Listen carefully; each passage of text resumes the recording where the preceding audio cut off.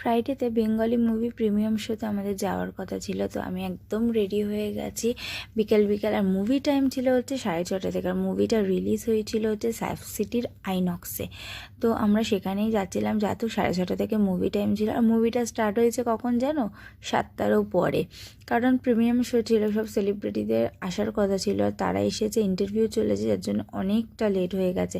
আর এখানে লাইটসগুলো কি সুন্দর, তাই না? যদি আমি এই জন্য ছোট্ট করে একটা ক্লিপস নিয়ে নিয়েছি। আর এখানে দেখতেই পাচ্ছ এই যে ইন্টারভিউ চলছে, সব সেলিব্রিটিরা আসছিলো, ইন্টারভিউ চলছিল, অনেকটা আমাদের লেট হয়ে গেছিলো।